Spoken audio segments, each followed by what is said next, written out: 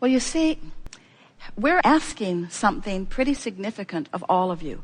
We're asking you to ignore the reality that's had nearly your undivided attention and to hang your star on your emotions just for a little while, because we know when you do it, your reality will flip. That's what faith is. Faith is finding the vibration without the evidence that backs it up.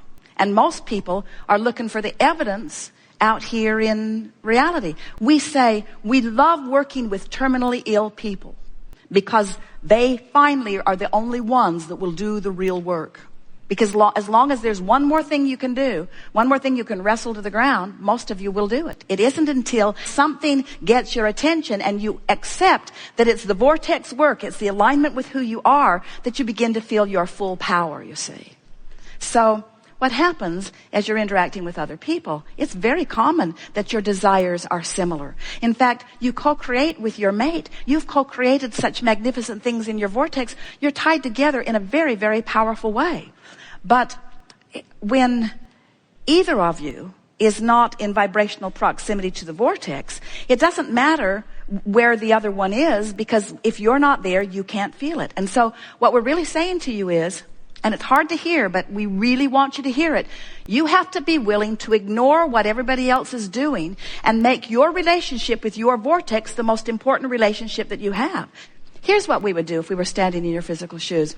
We would end every day by putting ourselves in bed, say goodnight to everyone with the idea that you're not going to talk any further. And as you're drifting off to sleep, we would go as general as we can into a place of appreciation. Appreciate your pillow. Appreciate the air conditioning in the house. Appreciate the roof over your head. Appreciate just the simplest things that don't challenge you in any way. Just appreciate. And if you can drift off to sleep in appreciation, if you go to sleep in the vortex, you'll wake up in the vortex. It's just the way that it is, because your vibration is where you last left it.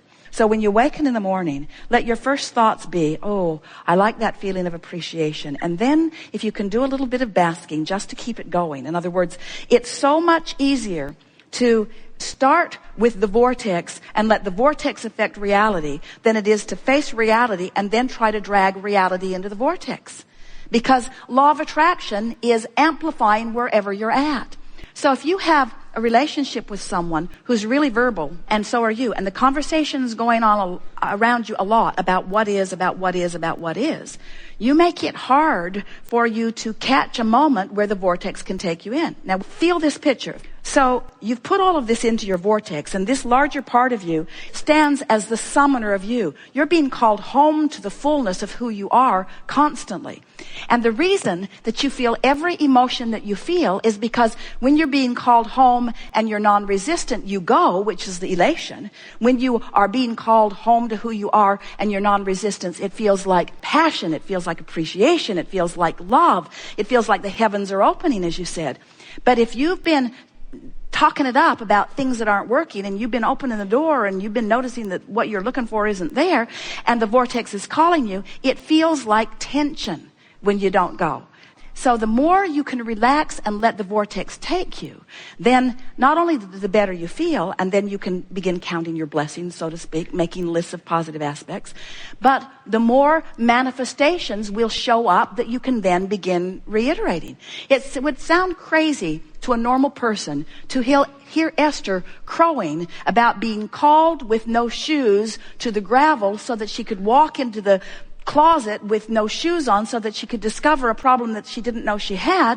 But to Esther, that was manifestation that indicates that the universe is looking out for me and that I'm in the vicinity, that I'm being called and letting it happen through the path of least resistance. That's what that feeling of worthiness is. The feeling of worthiness is the knowledge that you're good and Source knows it, and you just get this wonderful exposure to life that is building your vortex bigger and better and bigger and better and bigger and better, bigger and better and bigger and better. Jerry and Esther are having such an interesting experience.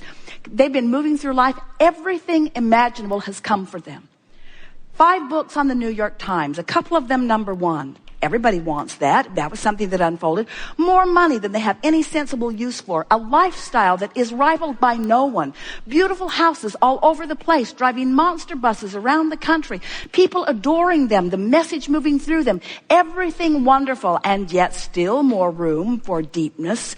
Deepness in their relationship, deepness in their understanding of worthiness, deepness in their understanding that all things are possible, deepness in their understanding that it doesn't matter what is, that you have the ability to focus upon what you want and find it, deepness in understanding your true power. In other words, there is no end to what is in your vortex, and the vortex's ability to bring to you greater clarity, greater knowing, greater love, greater confidence, greater security, greater well-being, greater understanding that you are a being with no end to the capacity of your expansion.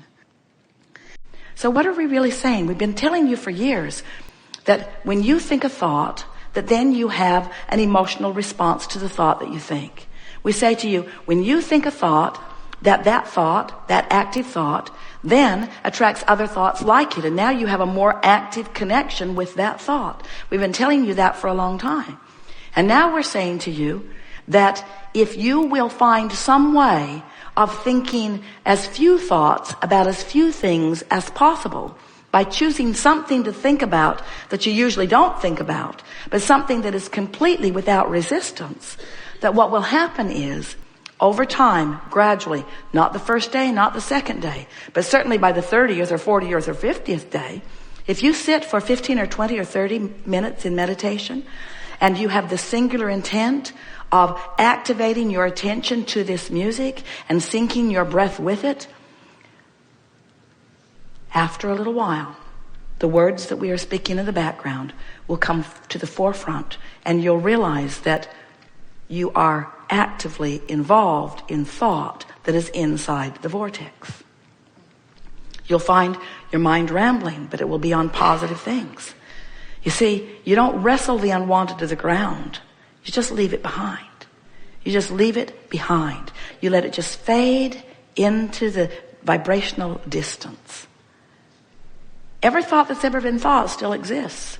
So we're not going to tell you it's gone forever, because you could talk to an old friend, listen to an old song. You could look through some old photo albums. You could focus it back in, but you won't focus it back in to where it was to begin with letting it go. In other words, it takes a while to let it go, and it would take a while to bring it back.